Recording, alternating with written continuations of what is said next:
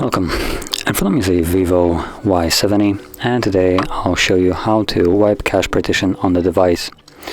So to get started, we'll need to power off the device by holding the power key. Select power off and wait for the device to shut off. Once the device is off, you want to hold power key and volume up, both of them at the same time. And when you see the VIVO logo, you can let go. From here, using volume keys, as you can see, you want to select recovery mode and then confirm it with power key. Give it a second. And from here, let's tap on wipe data, clear cache, confirm it, and there we go. Process is now finished. So let's go back, restart, and tap on OK. And let's wait for the device to boot back up into Android.